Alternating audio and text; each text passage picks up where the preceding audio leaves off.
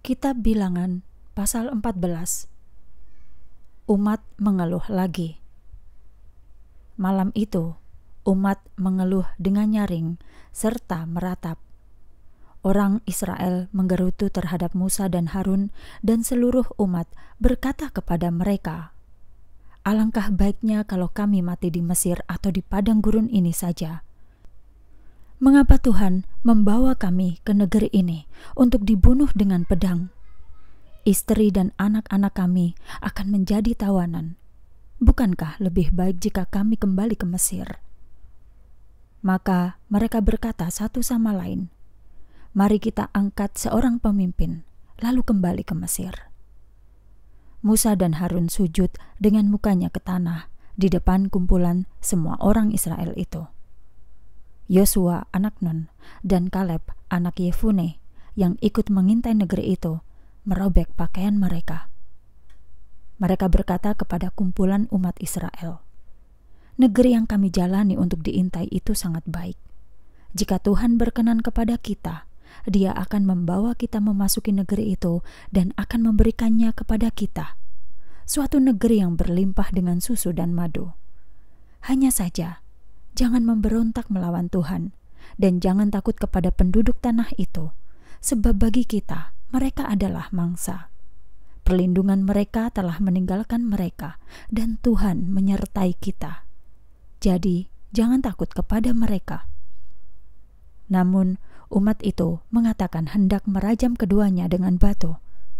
Lalu kemuliaan Tuhan muncul di tenda pertemuan di hadapan seluruh umat Israel. Tuhan berkata kepada Musa, "Sampai kapan umat ini akan menghina Aku? Sampai kapan mereka tidak mau percaya kepadaku? Padahal Aku telah melakukan banyak mukjizat di antara mereka. Aku akan membinasakan mereka semua dengan penyakit sampar dan membuang mereka.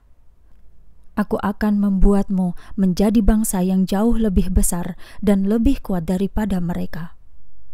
Musa berkata kepada Tuhan, "Nanti orang Mesir akan mendengarnya, sebab Engkau telah membawa bangsa ini keluar dari tengah mereka dengan kuasa-Mu yang besar.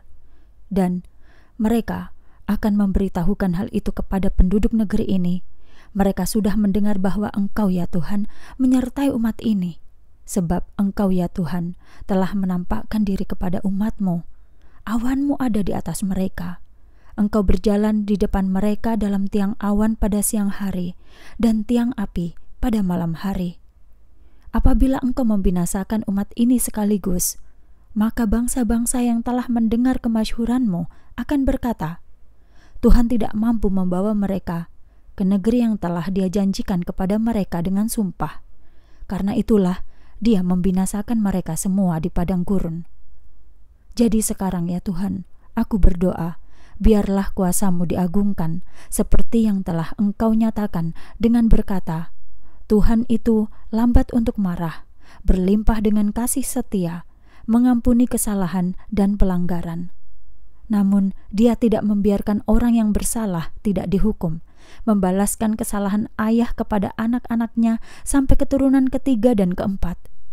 Ampunilah kesalahan umat ini sesuai dengan kebesaran kasih setia-Mu itu, sebagaimana Engkau telah senantiasa mengampuni mereka mulai dari Mesir hingga sekarang.' Jawab Tuhan, "Aku telah mengampuni mereka sesuai dengan permintaan-Mu.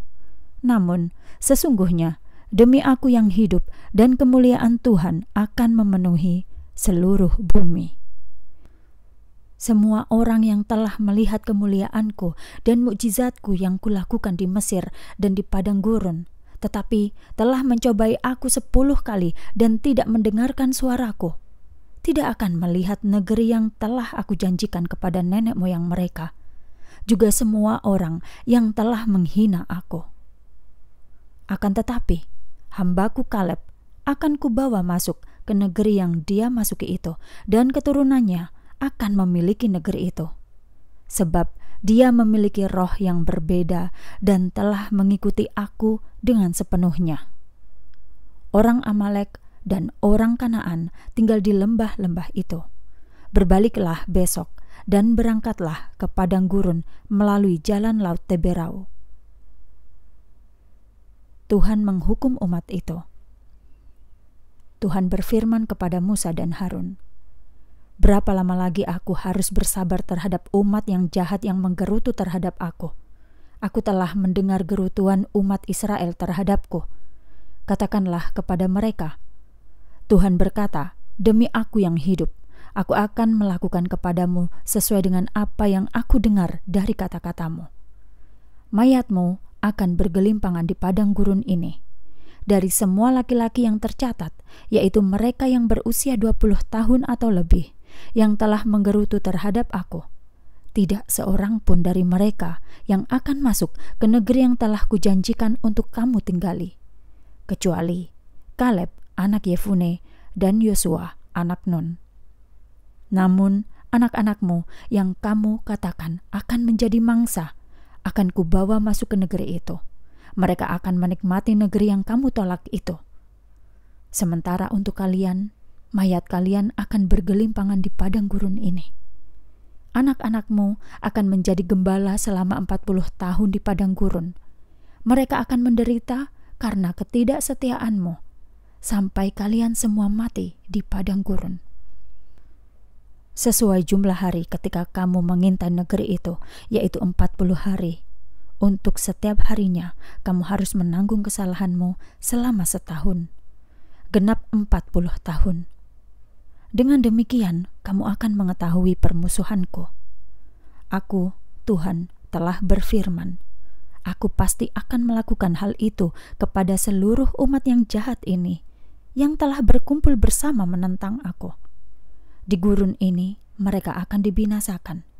Disitulah mereka akan mati. Sementara itu, para pengintai yang diutus Musa untuk mengintai negeri itu yang telah kembali dan menyebabkan umat menggerutu kepadanya dengan menyampaikan laporan yang buruk tentang negeri itu. Orang-orang yang mengarang kabar buruk tentang tanah itu mati terkena tulah di hadapan Tuhan. Dari semua orang yang diutus mengintai negeri itu, hanya Yosua anak Nun dan Kaleb anak Yefune yang tetap hidup. Umat berusaha memasuki Kanaan. Ketika Musa menyampaikan hal itu kepada semua orang Israel, bangsa itu sangat berduka cita. Keesokan harinya, mereka bangun pagi-pagi hendak naik ke puncak gunung. Mereka berkata, "Inilah kami akan pergi ke tempat yang telah Tuhan janjikan, karena kami telah berdosa." Akan tetapi, Musa berkata, "Mengapa kamu mau melanggar perintah Tuhan? Kamu tidak akan berhasil. Jangan pergi ke sana karena Tuhan tidak menyertaimu. Kamu akan dikalahkan oleh musuh-musuhmu. Orang Amalek dan orang Kanaan akan melawanmu di sana. Kalian akan dibunuh dengan pedang karena kalian telah berbalik dari mengikuti Tuhan. Jadi Tuhan tidak akan menyertaimu." Akan tetapi, mereka tetap nekat pergi ke daerah pegunungan, sedangkan tabut perjanjian Tuhan dan Musa tidak beranjak dari perkemahan. Orang Amalek dan orang Kanaan yang tinggal di daerah pegunungan itu turun, lalu menyerang orang Israel dan mengalahkannya sampai ke Horma.